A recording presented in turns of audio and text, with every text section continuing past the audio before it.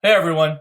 I've got two very important cases to talk about with you today. The first one is freedom of the press, New York Times versus the United States. Um, and the second case is the big student free speech rights case, Tinker v. Des Moines. So first case, New York Times Company versus the United States. This case is sometimes called the Pentagon Papers case. And in this case, the New York Times is going to obtain some classified documents from the Department of Defense. Now, the Department of Defense had a study where they were basically investigating the effects of U.S. policy in the Vietnam War.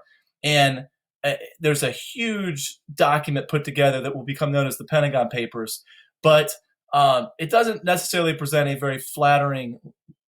It doesn't flatter what the U.S. government has done in the Vietnam War. So it doesn't present a very positive light, shed a positive light on the U.S. government here.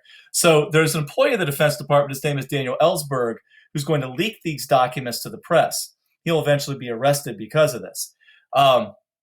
So the question here is, can the New York Times and eventually the Washington Post, can they publish stories about the Pentagon Papers? And we're talking about classified government documents here. And the President of the United States, Richard Nixon, says he's trying to use what we call prior restraint to censor, to limit the press and not allow them to publish stories, saying national defense, right? National defense. He's thinking Shank v. United States, clear and present danger. Hey, that's what the press is doing here by publishing these stories in Richard Nixon's mind and in the government's mind.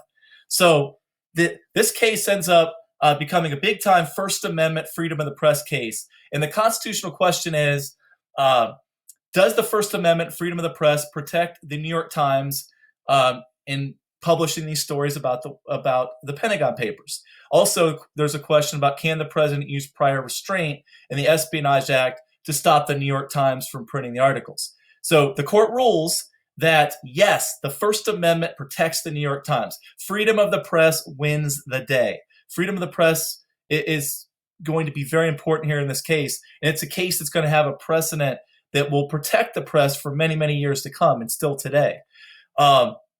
And they say, no, Richard Nixon, you can't use prior restraint here. And the big thing here in this case is, if you're going to limit the press and censor the press and take away the First Amendment freedom of the press, it has to absolutely be in the name of national defense. And the government has the burden to prove that that is so. In this case, it's not really about national defense. It's about protecting the government's reputation, and that's a different thing.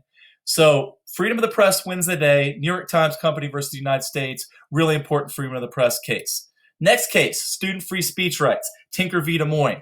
Now, students, pay attention, because in most free speech cases with students in schools, students usually lose. In this case, you win. So pay attention. Vietnam War is going on. It's 1960s. There's some students and some teachers who are thinking about how to protest the Vietnam War. And students decide to create these black armbands. You can see them here in the PowerPoint. Nothing too controversial about them. Peace sign, black armbands. In the picture, you have Mary Beth Tinker and Christopher Tinker. And these students wear these black armbands to school. And the principals say they enact a policy against wearing armbands specifically. So they're not allowed to do it, and these kids get in trouble. So the question here is, are these students protected by the First Amendment and free speech? And do the school district's actions to ban these violate the Equal Protection Clause? In most cases, students lose in these situations, but in this case, students win. Mary Beth Tinker, Christopher Tinker, they win the case. Their First Amendment rights are protected.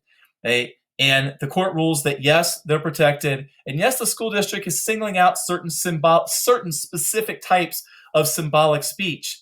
And it's a violation of the Equal Protection Clause. So Tinker v. Des Moines is one of the big foundation cases that protects student free speech rights. So if you want some more information on Tinker v. Des Moines, there's some great resources here. This link on Mary Beth Tinker and her thoughts today is really, really important.